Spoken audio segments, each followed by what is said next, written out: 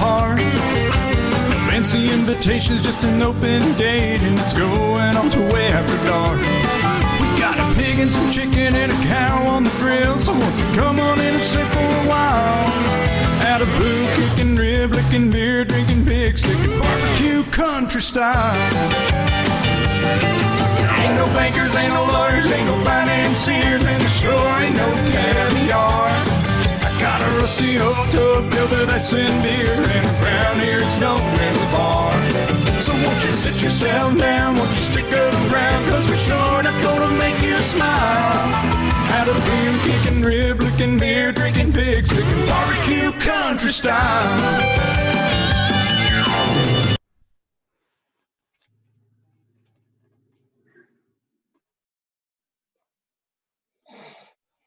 All right, welcome everybody to another episode of Two Pastors and a Guest. This is a live show that we're doing right now since we're all home trying to be safe and stay away from getting viruses and that kind of thing. We're doing this live over Zoom, and then that's streamed over to Facebook and YouTube. So for all the listeners, I want to welcome you for another episode of Two Pastors and a Guest. We have a great topics tonight. And it's Friday, so you know you heard a little bit of party music in our background as we were coming on there. It's barbecue time. At least it feels like it outside, you know. Yeah. So, which I think barbecuing is probably safe. So. And it's country style. And it's country style. There you go. There you go. We got some amazing guests on today and some great topics. So, I got a couple of the geniuses behind ACEs, the ones that, and ACEs, for those that you don't know, is adverse childhood experiences, and we're going to talk about, you know, because the America and the whole planet basically, but America especially has shifted so many things, and schools are now, you can't go to school and you can't go outside and you can't go play with your friends, you can't get in big groups and you can't go to, and so kids have really had an impact excuse me, with all that's going on right now. And we want to talk about that and what ACEs really is. Many of you probably haven't heard the term. If you heard the term, you didn't know what it meant. And so I've got a couple of the pioneers, the ones that are really with boots on the ground. When it comes to ACEs, to me, it resolves in, it's amazing to see when people actually take practical knowledge as they're learning about stuff, and then they put it into real world applications. These are the boots on the ground people actually doing something to address, talk about, bring awareness to ACEs and issues with children.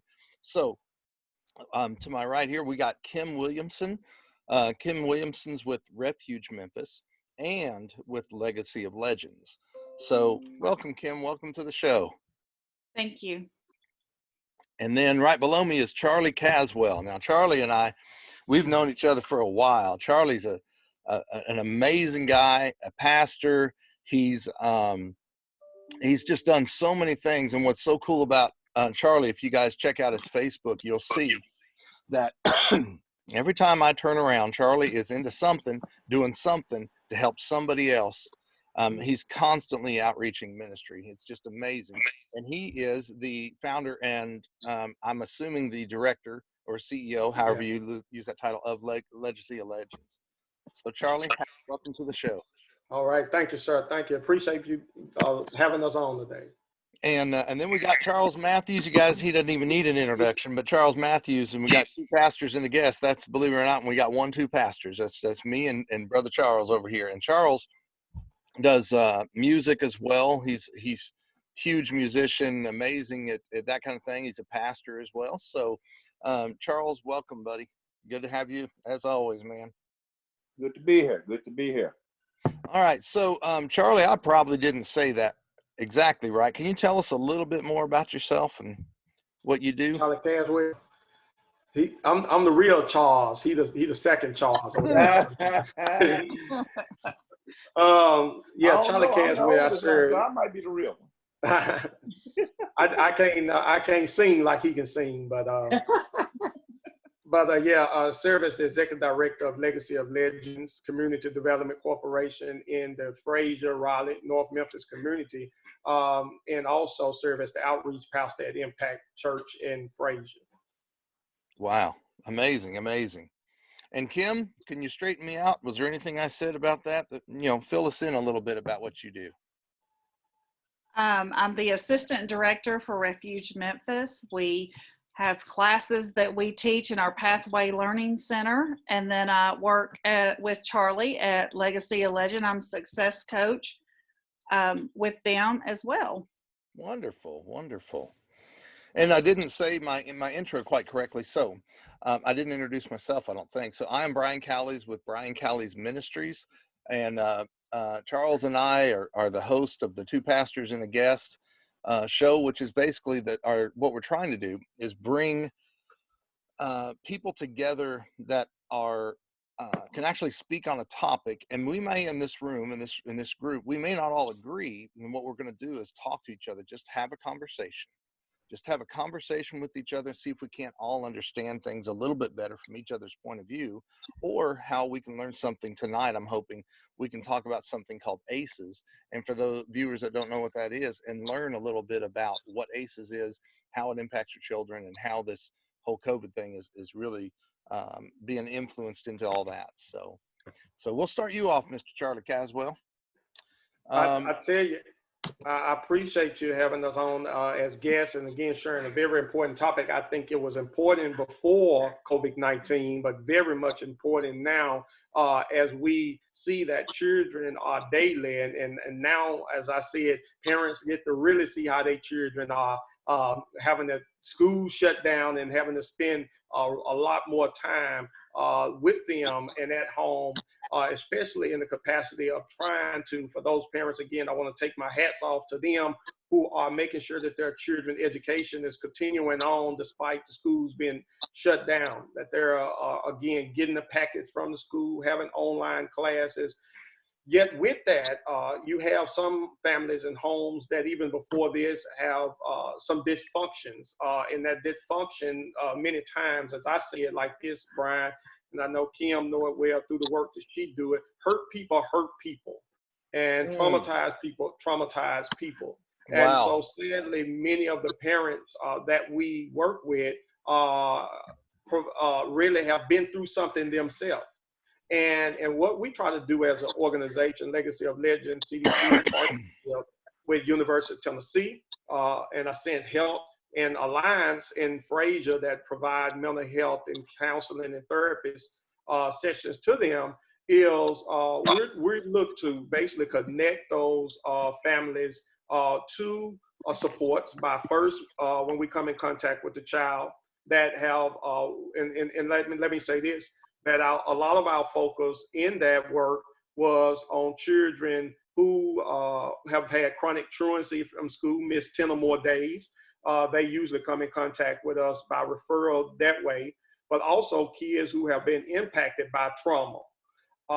And so when you see that, again, the things that these children are dealing with daily, whether it's somebody that's been domestic abuse, emotional abuse, physical abuse, and then some of the other dysfunctions that's happening in their community, these children were at a lot of times having to go to school with those traumatic experiences. So that's where our organization come in, providing those clinical counseling for those children and families, wraparound supports, and then connecting that family with natural community supports.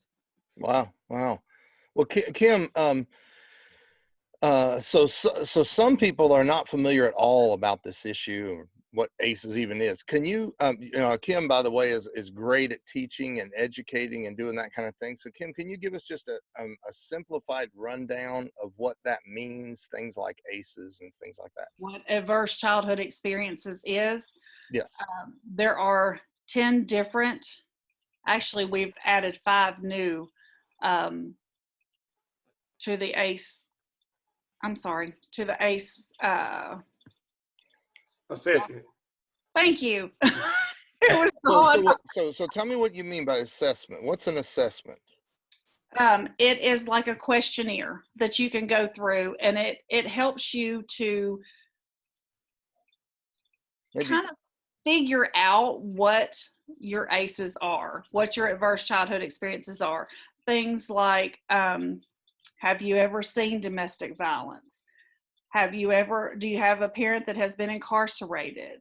Have you ever had anyone touch you inappropriately? There's As a many. child is what you mean, right? Yes. I Yeah. see. I see. So As you Yeah. go through this questionnaire, there's like a questionnaire. Is this like a standard thing that people can go check out somewhere and do a questionnaire? Yeah. yes, you can find it on the Tennessee Commission on Children and Youth website. Okay. It's Yeah. at Or they can just Google a verse childhood experience assessment, and you'll see the question there as well there. And like Kim said, it is that physical, emotional, and household dysfunctions that a child experienced before their 18th birthday that basically have an impact that lasts on to their adulthood. And so when the original study was done in 1995 and 1996 by the Center for Disease Control in Caswell in California, at the time being one of the largest health researches done on 17,500 individuals. They took those individuals and asked them those 10 original questions, such as Kim was stating, household dysfunction. Have you ever seen abuse in the family? Have you ever been cussed out, sworn at?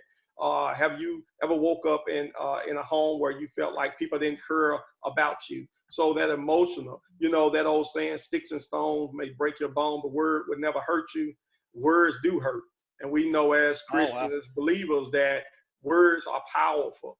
And so sadly, many of the parents in these homes, and then even just regular adults that come in contact with kids, will say some things to a child thinking that it won't have an impact, but it does. And those impacts, sadly, when we look at COVID-19, some of the preconditions that we're seeing, heart disease, obesity, all these other chronic illness, they are systems, they are connected to the trauma and toxic stress that a person had early on in their life. So when you're seeing people who are, especially when in not disparity between whites or blacks, but the historical trauma. And so you see in the African American community, a lot of that's passed down trauma that's added to what already, some of the adversities that they already are dealing with. It leads to some of the health outcomes that evidence and research have proven to be what bring about some of this diseases from the dis-ease of that trauma. Wow. So so if I understand you guys correctly, what you're saying is that some things that happen to you when you're a child, and especially if they're what you're saying is adverse childhood experiences, some of those things that affect us as a child don't just affect us as a child, that if we didn't deal with them or whatever happened to us as a child affects us later in life? absolutely. Kim, you can expound on that. Absolutely. It's also genetic. So if your parent had something happen to them, that also can affect the child as well. So if a child, like say Charlie, as a child, say you saw your best friend get murdered or something right beside you, that would impact you so much that now as an adult, that still plays out in your life. It still affects you. Is that kind of what you're saying? When a person experienced trauma, three things happen. They got freeze, fight, or flight mode. And many times when we're dealing with children who've been impacted by trauma, they're stuck in that froze mode. And even though they grow in stature, their mindset and their place that happened, that trauma that happened, they found themselves there. So when you see a person and you don't understand trauma, if you don't understand adverse childhood experience, then you can re-trigger what that child went through. And then you ask him what's wrong with that child, but it's not what's wrong with that child, it's what happened to that child that never got addressed. And not only what we're finding out in working holistically with families, it's not just what's wrong with that parent, it's what happened to that parent. And the fact that that parent never had their ACEs or trauma addressed, now they're taking it out on somebody else as if that's normal behavior. Once a person is raised up in that environment thinking that's normal, and guess what? You looking at them like you think this is right. Well, yes, they do think that's right because that's what happened to them. Wow. Is that what you meant by in Kim when you said it was generational like that? Yes, and I actually have a child who lives here in my home with me who is dealing with a lot of these adversities. He had no idea what normal was. And so to be here and see what a normal family is like, he tells us every day, I didn't know. I didn't know that this is what this was like. When he Wow. sat through my class, he said, for the first time, I realized I'm not broken. And that just really That he's not broken because it's not what Charlie said, right? It's not what is wrong with them. It's what happened to What them. happened? Wow. But if they don't know that, they don't realize. They think that there's something wrong with them because Right. they know they're not acting the same as everyone else, but they don't know why. So sometimes Well, when these teachers are, oh, go ahead, Charles. No, Brian, I'm sorry. I was just going to say, you know, in Jeremiah 1:5, when the Lord was saying to Jeremiah, while you was in your mother womb, I knew you. Yeah. And so I had to ask God, how did you know him? He said, because I knew his father. See, with the epic genetics that's inside of human beings that pass down that genetic makeup of a person, you might have heard this, y'all might have heard this so many times before, you act just like your father.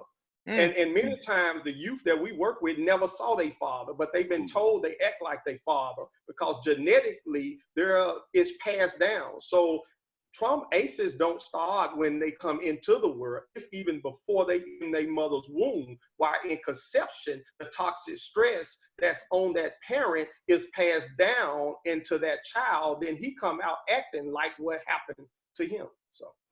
So that's evidence proven by research.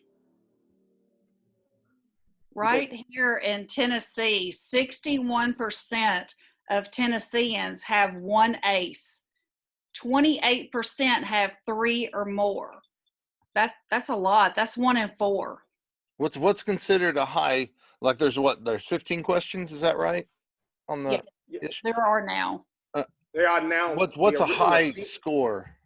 Or is it work Above like that? 4. Like you're worried about a certain level or something? 4 or more.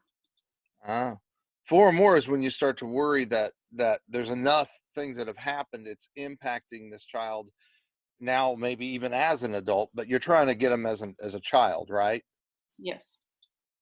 So, and to that point, when you talk about 4 or more, I even say this: one adverse experience can be just detrimental to somebody with 4 adverse experience, meaning that the person with the 1 may not have the same resilience that the person with the 4 had. So the fight and the ability to overcome that trauma may not be in that person DNA. So say, for example, a child is molested. That's the only trauma that he had. Well, they may commit suicide because that they continue to deal with that molestation. The evidence and research show, though, those who have 4 or more adverse childhood experiences 1,200 times more likely to attempt suicide than those with 0 to 1. Those with 4 or more traumatic experience are 61% more likely to use drugs and alcohol. And so and then what really hit me, Brian, when I took the assessment and seen that I had 8 out of 10 out of the original study, that you have an 8, a score of 8, a score of 8. That means that, you know, I've seen my two best friends killed. You know, I've been molested as a child. It's just so many of those ACEs that impacted my life. Really, I say, drive my purpose for why I do what I do. But when I seen that, and it said the original study showed those who had 6 or more were at risk of living 25 years less than those who had, 0 to 1, less than that.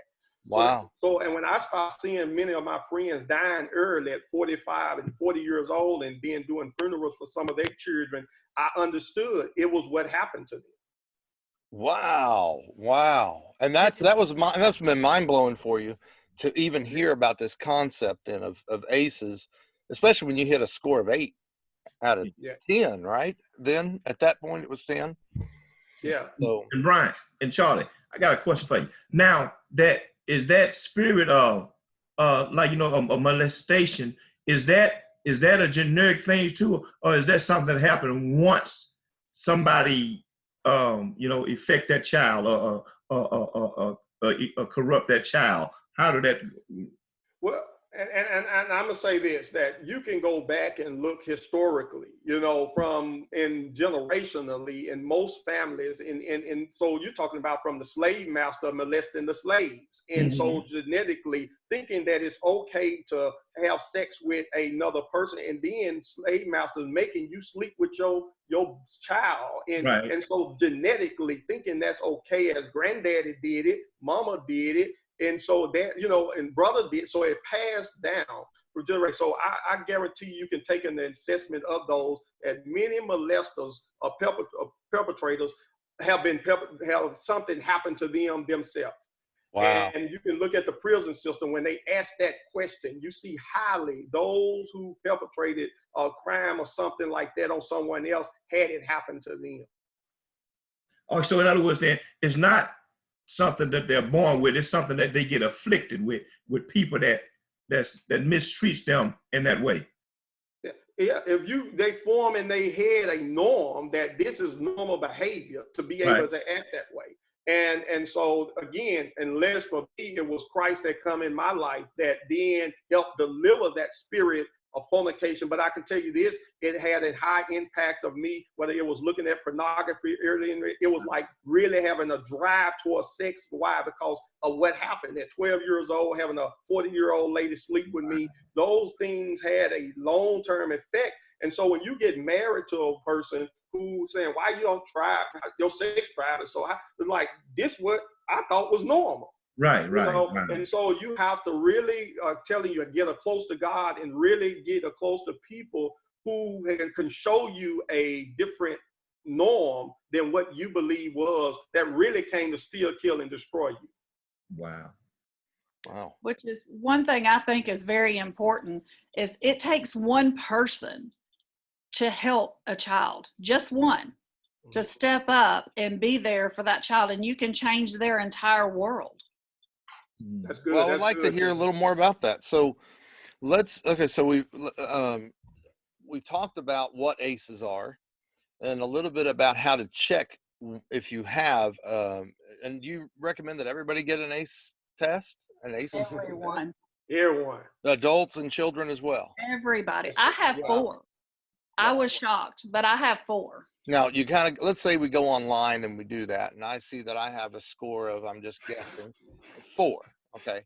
So I recognize that there was some things that happened in my life that really impacted me. Okay. So what steps do I do next? I mean, do I need to start? How do I start addressing those? So I just say this.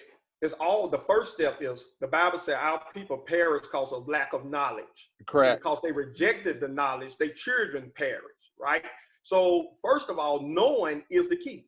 And so, and when you can face the reality that this happened to me, therefore there is nothing wrong with me. So me acting the way that I act, stop judging and condemning yourself for something that happened to you, first of all. And then you can stop judging and condemning other people because of something had to happen to them. What I believe, Brian, the first thing that happens in taking that assessment, it causes you to understand everybody has a story. And everybody's story is different. Right. You can't cookie cut society to fit everybody because it works that way for you. I used to be one of those people that joined the gang of people saying, man, their parents are bad. Where all the parents, they ain't doing this for the kids. And I had to step back from that when I looked at my ACEs.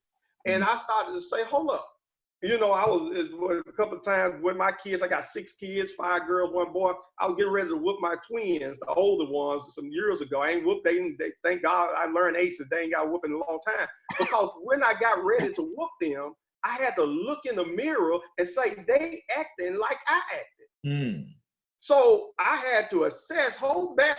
Maybe I didn't train them where I trained them to act the way that they act, or it was in their DNA because I was acting a plump fool before they even came into their mother womb. I mean, so you really have to look at yourself, because what you place on other people may not be what those other people went through And so you can't hold them to the same standard. You need to know each other's story. So start with just looking yourself in the mirror, facing the fact is what happened to you. And then from there, identify. And what I have learned out of this, and I know I've seen it with Kim is doing a great job in the work that she do, is I have learned how to take my mess, turn it into a message. So what the devil meant for my bad through my aces, I have turned it around for the good to help other people understand what God had for us before the foundation of the earth. And it was not what happened. It was what God had already ordained before it even happened to us that I came to recognize. Yeah. Wow. So Charles, it's like that old saying then, huh? It's just like, you know, that old saying you used to use, they said, then they just, when you were saying about your children, you have to look in the mirror, you know, and say that they kind of acting like, yeah. So it's like that old saying that they're just like a chip off the old block. That's it. Yeah. Unfortunately, not all parents stop and look at themselves in the mirror like that. Some parents want to say, that's my child. I can do whatever I please. You have no right. And the situation I'm in with the young man that I have here, neither one of his parents want to take credit for what they've done. Wow. So it's not always as easy. I mean, I wished it did work that way, but we got a lot of work. I think some kids also need counseling. They've been through so much trauma that even just having someone there to help build their resilience is not always enough. They need a little bit more. Wow. Yeah. Charlie, what you said earlier is it's hard for me to, I'll be honest, I don't always look at things that way. So sometimes viewers, you know as well as I do, we're looking out and we see a crowd of people and there's somebody that's acting a fool. And the first thing we say is, what in the world is wrong with you? And we're not always thinking about, well, wait a minute, what happened to you? Man, that's still resonating in my head. Yeah, brother, yes. when you said that, because sometimes we see, especially children, I'll see children and I just wonder, why in the world are you acting the way you're acting? What is wrong with you? And then if you stop and say, rewind that and say, well, what happened to you? And that's the reason you're acting the way you're acting. Right. As you know, Charles and I now are working with children on, and again, I'll plug our our ministry is Saving Lost Kids. So savinglostkids.org if you want to know more. And we're seeing children, and what we see that play out is so much that a child responds or reacts in an unsafe or a bad way, but it's usually based on something that's happened to them. So when they were abused at home, say they were sexually abused, since we work with missing exploited sex trafficking, when they were sexually abused at home, later out, that's going to play out. Yeah. Absolutely. What do they say? Most of the prostitutes you've ever even heard of, I mean, that are like on the streets or have been on the streets, have all been sexually abused. Most of them have been. It had a part to play in their whole future life. Yeah. When you say that, I had a family that we went into. This family had been married 12 years.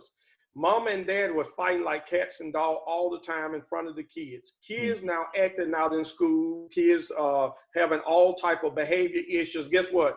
Immediately, because of understanding ACEs, I didn't look at the child. I looked at the root. See, the thing about doing the work that we do, I had to think about this in this capacity. Acts 19:14 talks about the 7 sons of Sheba, right? And so y'all know what happened. The 7 sons of Sheba, high priest children, went to try to cast out the demon out this individual. And he said, Paul I know, Jesus I know, but who are you? I need to know, who are you? Right. So when we sat down with these parents and we started saying, who are you? What happened to you? So mom and dad is sitting there. Dad started talking about how at 8 years old, he was sold by his auntie for crack to people in the community. And then mama started talking about how she was molested. And so they broke out crying at the table because they never talked about what happened to them. Wow. So what they was fighting about was he always wanted sex and she didn't because what happened to him. So when they heard us talk about it had mended their family together, it causing their children. I was talking to one of the children today, causing that whole family to shift. Now they understand they are kings and queens who was violated. Now they're not. Watch this here. They was afraid to talk to each other about it. So I do hear Kim when she say parents who a lot of times hold their kids in there. This is what I found with that. So many times we try to help children, and then the parents will call themselves saying, well, that child don't need to go to that program, or that child don't need to be involved with it. Why? What that parent really is saying is, nobody never addressed what happened to me. So hurt people want other people to stay hurt. So we to be willing to, watch this here, sometimes jump not so much over the child, but get to the root of why that child acting the way that they're acting, and get them the help that they need. That's the impact of understanding the root cause of what happened. Wow. Well, let me just pause this for just a minute. Man, what a strong, powerful, awesome conversation we're having. Man, my eyes are getting open. We have to take a few minutes for a commercial break here, and today we want to thank our commercial sponsor. It'll be Thrivent Financial and Brad Bosi especially. And oops, I actually I just, we're still using the Zoom thing, so I'm still figuring this out. Sorry, Brad, I accidentally knocked you in the wrong thing. So I'm going to spotlight you for just a moment, Brad. And if you will tell us a little bit about yourself and what you represent, who you do, and take it away. All right, appreciate the time. As he said, I'm Brad Bosi with Thrivent Financial, and Thrivent's helped our clients, individuals, small businesses, church congregations, and ministry workers for more than 100 years protect and provide for their families.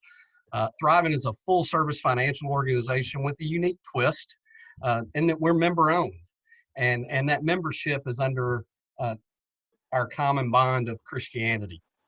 And that also affords us a not-for-profit status.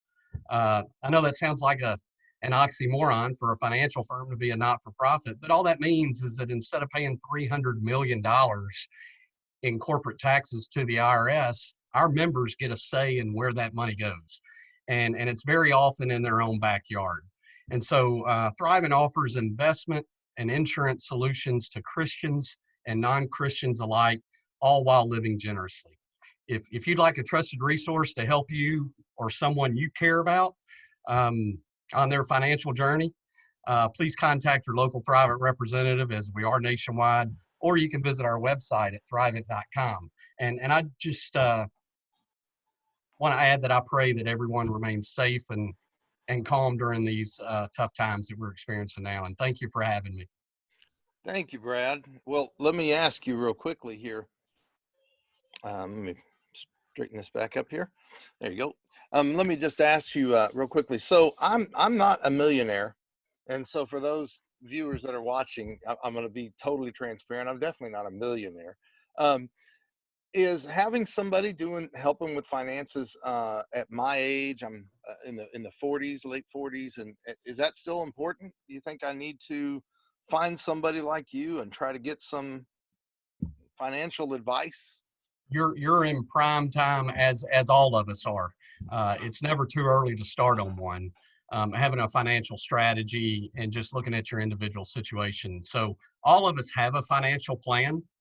It might be flying solo. It may be doing what our parents taught us and having a little bit of experience there, or you may use a financial professional. And one such way that a professional is able to help you is just to stay abreast and keep aware of all the changes that happen from year to year with finances and life insurance and those type things. Really, we just had a lot of changes last December of 2019 here that really affect retirement plans and IRAs and Social Security, some change in age. So really, who do you rely on, honestly, to help you make sure that you've got that information, and a financial professional, one with Thrivent especially, would be able to help you with that. Wonderful. Well, Brad, I'm going to do something. Thank you for sponsoring us tonight, and thank you for being our commercial break. And if anybody needs to get in touch with you, how do they get in touch with you? Yeah, locally, 901-240-7654, or you can search me at thrivent.com, and a local representative will pop up there, and you can contact someone locally there. But or just contact Pastor Brian Callies. He knows he knows how to track me down. Absolutely. So Brad's actually become a friend of mine. He's given me a little bit of financial advice. It's really helped me. It saved me $1,000. So hey, I want to just introduce everybody to Brad Bosi. I'm going to do something a little bit different tonight. Charles and I are, excuse me. I still have this silly. I had a bronchitis, the sinus thing from the weather. So don't think I have a virus or any of that. Thank God you don't. But man, I just can't stop coughing, and it almost always starts right around the showtime here. So, but thank you all for your prayers on that. But I'd like to see if it would be okay with everybody. Can we invite Brad to be a special guest on with us tonight? Absolutely. That way he can kind of weigh in on what. So Brad, feel free to weigh in, and as you see questions present, be sure to ask questions when you don't see something or hear something, and we'd love to have you as a special guest. So if you'd like to stay on, that'd be great. Yeah, thank you. My pleasure. Would love to hear all the great information everyone's got, and whatever I can contribute, I'm happy to do so. So thank you. So viewers, what we're talking about is ACEs, adverse childhood experiences, and we're in the second half of the hour. So now we're going to start to ask some really good questions, and you want to check this out. So we have Charlie Caswell with Legacy of Legends. We got Kim Williamson, Refuge Memphis, and Legacy of Legends. We got Pastor Charles Matthews, myself, Brian Callies, and now special guest Brad Bosi with Thrivent. And I'm going to sit here and cough for a minute, so I'm going to let somebody else take the floor for a second. Charles, you want to hit a question for us, buddy? Yes. So Charlie, and Kim, listen, because I know. Well, one thing I want to say to you, Charlie, first of all, I love the fact that you said that God, everything for you was in God's plan, and God had a plan for you, and that's what helped you to understand and overcome this thing, and actually also had to have the heart and the spirit and the love to want to help others to recognize that. Guess what? Because I said that to say this. Sometimes you know how some people don't think that they have a problem. And they go on, as you always been saying, you and Kim, they go on just as is just normal, and not realizing, like you said, that that's not the norm. So how do you get through to them? How do you get through to them? Yeah. Because some people are harder to get through to than other ones are, because you can tell some people and they recognize they do got a problem because they're different. But then you got some there, maybe it's because they feel ashamed or scared somebody gonna think about them in a certain way. So how do you get to them when it comes to helping them really see and understand they got a problem? One of the best ways that I have found in the evaluating of people who I have sat down and worked with over the years have told me this time and time again. Matter of fact, when they wrote about one of the stories in the local newspaper, the family said the way he got to us is he came in and he talked about his story. He talked about his trauma. He didn't look like he was more perfect than us, and like he never been through nothing. See, so many times people try to hide their mess. Instead of recognizing how to turn that mess into a message. Somebody don't need to hear how everything been hunky-dory when the tree is growing from the fruit. They need to know what the root. And so I say this often in this work. What would you do with a tree that was dying, right? You cut it down. Cut it down. See, and that's what most people say. I cut it down. But people, you can't just cut down. What we have to do, we have to be willing to get dirty. We got to be willing to get on our knees and dig down to the root of that tree. See, a person that deal with trees, and they'll tell you they'll go to the root and nurture the root. You got to change the soil that root, that tree were planted in, if you're going to get good fruit from that tree. So that's what I do is, and I know Kim as well share her story, is that when we are able to talk about what happened to us, what we are doing is we're getting to the root of that tree. Okay. And then we begin to see good fruit coming from that tree. Okay. And so what that actually does is that actually give you the opportunity to get to the root of the problem and give it better nourishment, so you can possibly help it to become healthy again. Yeah. So that's the reason to get to Deal the with root. people. You have to let them know that they're not the only ones who have had issues in their life. They've got to understand, because people sometimes will look at you and judge you just by looking at you, and they have no idea what you've been through in your life. And Right. a lot of times, I have it happen to me all the time. Mm-hmm. People look at me and go, I can't believe you've been through what you've been through. I mean, I was raped at 12 years old. Wow. I dropped out of high school at 17. Wow. I had alcohol, drug issues, domestic violence. The list goes on, you know, but people look at me and go, I can't believe you've been through all that. How do you still love God? How have you been through all this? And I'm like, I couldn't have done it without God. Amen. God is the one who Man. who directs every single step I take. Yes. Whether it be with a child, with a parent, whether it's teaching a class, we couldn't do it without him. Amen to that. And he's Kim the vine said that we're connected to, that keeps us, supplying us with the sources and the resources we need to overcome these things and obstacles and situations, trials and tribulations, and things that people have done to us in the negative, you know. And I guess it goes back to, you know, the word when it talks about, even and it's something, I say this, it says, for we know that all things work together for the good, you know, them that love him, who are the called according to his purpose. And it's something that when we love God, no matter what we go through, and although it be some terrible stuff that, as Charlie said he done went through, and Kim done went through, and I done been through some terrible things myself, and I'm pretty sure some of the rest of us have. But the fact of the matter is that when we have that relationship with God, that's what makes all the difference. Absolutely. And Kim said something earlier, that one person can make a difference in the life of an individual. Wow. That one person who themselves had an encounter with God, that becomes a buffer, that becomes where when you are a child or individual that has been traumatized, you're like a engine and a truck just running towards a brick wall, ready to just hit it and go through it. But when you hear the voice of that individual that God placed in your life that tell you when you get to that wall, jump.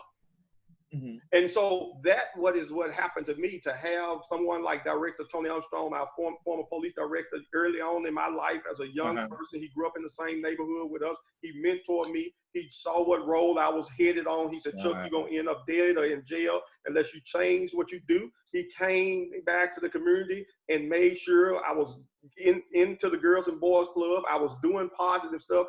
To have that voice as a teenager in a drug-infected environment kept me from being dead or in jail today. Mm-hmm. Wow. Because somebody decided to step up, and actually that one person, like Kim said, can make that big of a difference. And obviously it did, because that's how you're sitting there, right? Well, you're showing the love of Christ through your actions. Wow.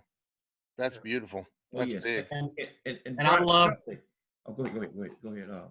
Go ahead, Brad. I love where this is going. Is we all have our passions. And you know, who helped me?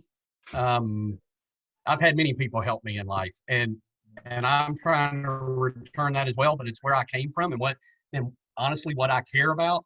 And so, you know, one thing I like about Thrivent, and not another commercial plug, but really we help people have that emotional attachment to money, and we think when that improves, they're going to live a little more generously. So I'll stand up. This is actually our tagline, is live generously. And that is as we improve our relationship with money, we're going to be more inclined to bless those in our lives. And we just need to look for those opportunities to pour into people and actually make that difference. To be a blessing back into somebody else's life. And then actually, absolutely. Charlie, I think everybody in this room will know, since we're all in on serving others and trying to do something for others, when you do that, there's things that I'm happy about my life, and I'm sure you guys too, we couldn't get any other way. The joy from doing something for somebody else can never be replaced by doing something just for yourself. It just doesn't work. I see so many people who are not, I'm not saying they're selfish, I'm just saying they're self-centered sometimes, because they're unhappy and they just don't like where their life is, and because they can't see outside of this little box right here. Because that's what happened to them. Yes. Yes, what happened? But when I've you start to look argue- outside that box, then and help somebody else, it can radically change your life. I've Yeah. watched it happen. I've had to argue with people because when I first started helping these children, I had so many arguments with people over, that's not your child. You need to leave that child alone. Don't worry about that child. And I just knew that God had put me in this child's life to help him. And I fought and fought. And I'm glad I did, because now he's 19 years old. I got him out of the home at 16, and he's finally starting to get his life back together. Wow. Wow. And also, Yeah. Brian, I just want to say to Kim and Charlie, reason why I had said what I said a minute ago about Romans 8:28 is because you know how some people, the ones that's going through it, they feel like, as you said, that's the end of the road, because some have even probably committed suicide because of some things that happened to them and different things like that. And I said that because, Romans 8:28, because it said, for we know that all things work together for the good of them that love him who are the called according to his purpose. And I said that because I wanted to make it a big point for people, because I know there's somebody out there, and hopefully they're watching or going to watch this, that don't understand or don't know or feel like that's the end of the road for them. But the thing about it is that, you all are perfect examples. Although it was bad that happened to y'all, look at the good that came out of it. Now y'all are fighting for people that have been through these kind of things, that have been traumatized with these things, and you're trying to do everything you can, and you're doing what you can to help them. So I just want people to understand and know that it's not the end of the road. It's not the end of the road, because look at Kim and Charlie and what they're doing now. Look what it brought. And like Kim said, somebody asked you, well, how do you still love God? And you've been through all what you've been through. But the fact of the matter is that it's awesome that you do still love God, and that's because you know He loved you. And I just want people to understand and know from this, segment and this talk, that there's still hope, and there are people that's willing to help them to understand, what happened to them. And if I can just add to that, Brian, Brother Charles and Brian, and is that scripture goes on to say in 29, for whom he did foreknow, Yeah. he also predestined to be conformed to the image of his son. Wow. So walk this walk. He said, if I was persecuted, you got to believe that they're going to persecute you. If Yes. they seek to kill me as a baby, if Right. they was to kill me as a child, you got to know they're going to come after you as a child. Yes. But he that overcome it to inherit all things. And so being able to overcome when you understand who you are and whose you are, it gives you the capacity to go on to understand all things are working together for my good, because God loved me. And therefore, the love that we have in this work is for others, that we're not just doing this so that parents can be, we are educating pastors, police, politicians, parents, principals, proprietors, again, in and all, because you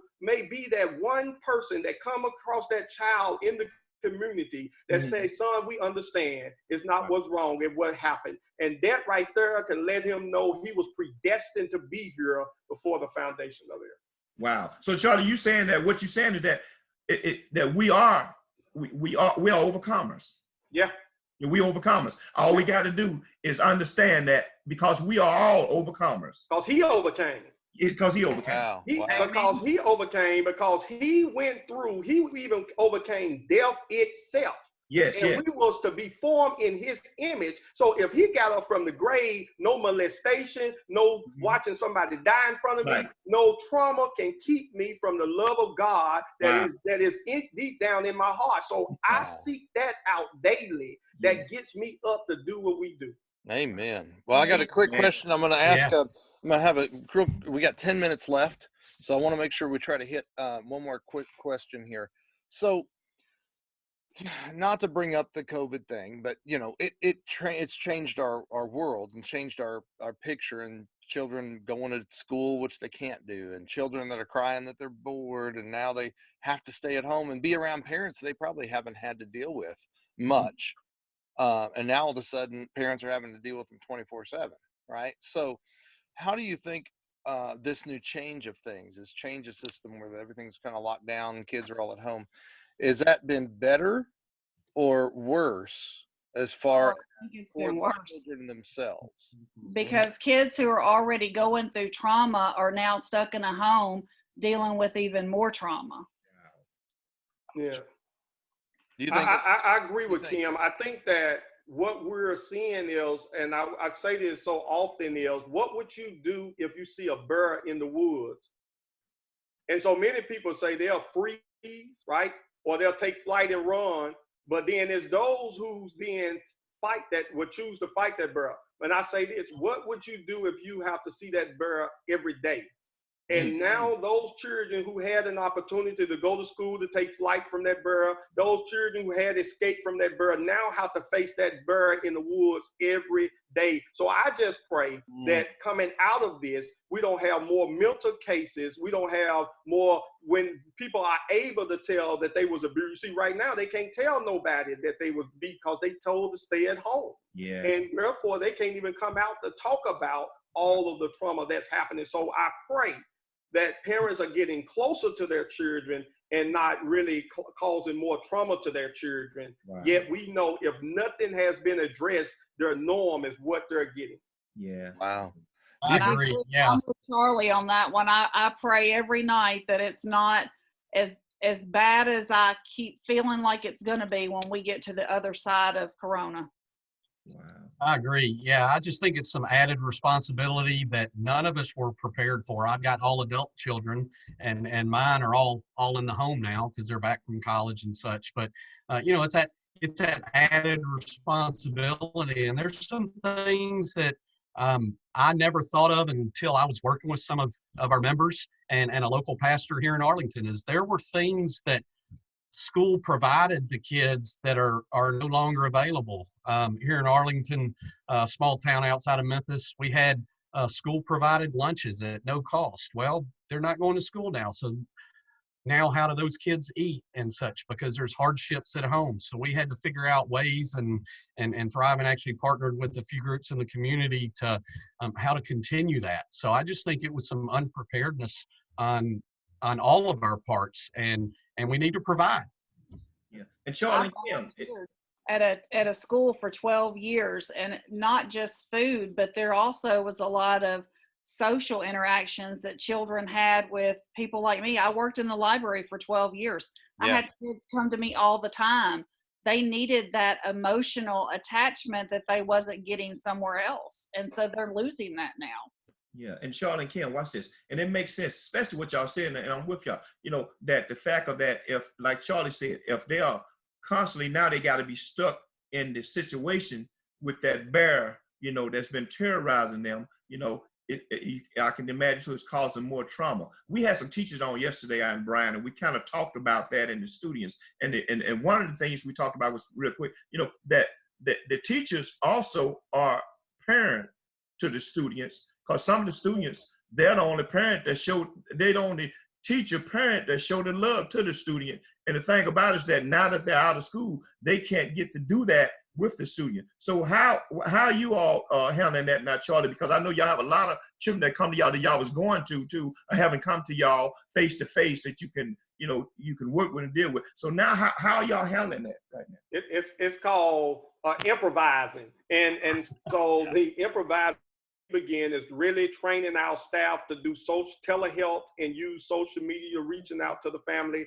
Our clinical partners have already had that capacity of telehealth. It just went up on steroids now. So our staff is very much trained, and we do everything from like tonight, last night, where our one of our staff members offer reading online, Facebook Live with the children and families, and offering that. Things like what Kim did today to do a training for the children and families.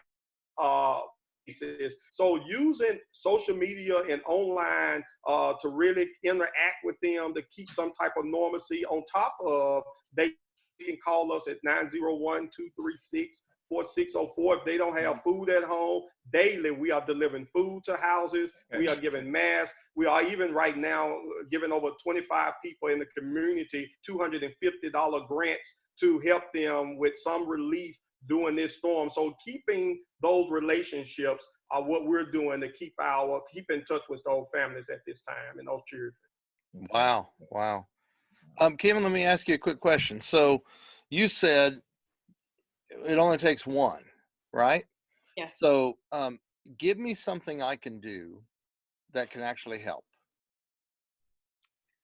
Well, I mean, you can watch kids' behaviors for one. When you can, it's not that difficult to notice if you're really paying attention that a child is not. They want to talk to somebody, and you can just be there and just speak with them. Just let them pour their heart out to you, and it starts small. 99% of the time, I've never had a child who comes right out and tells me something right off the bat. You have to build a relationship. I see. The one word, mentor. I was Yes. going to say, so it almost seems like what we need to do is we need to get connected with Yes. a group or somebody who has some experience in that. And that's kind of maybe what they do. And we can get to be plugged into that. Is that kind of what I'm hearing is right?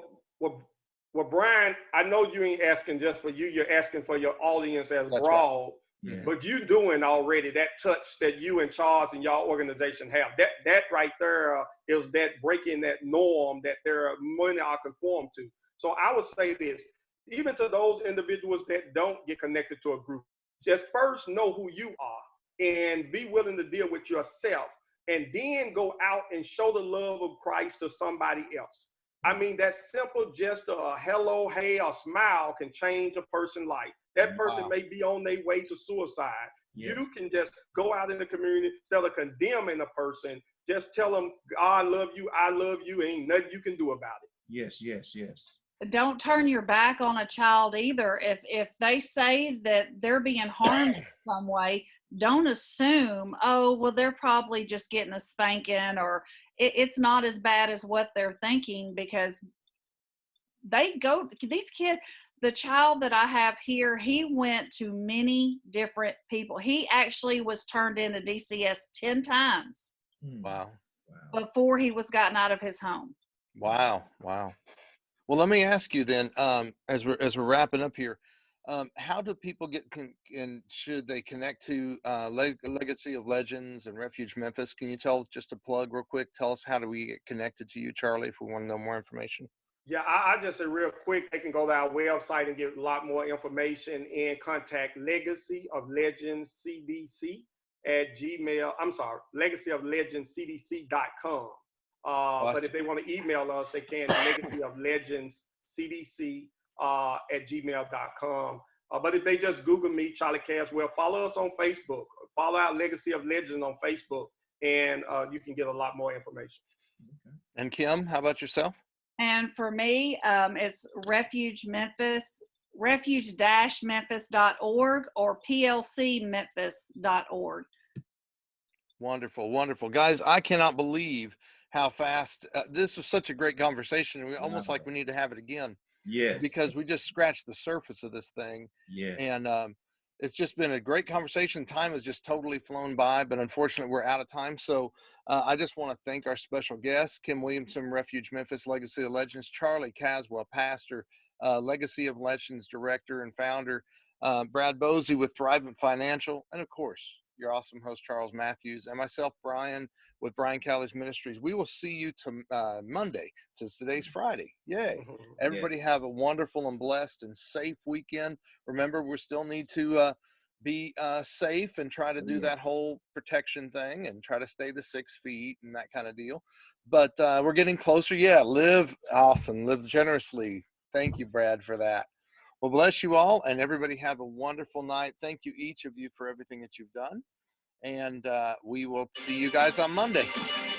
All right, man.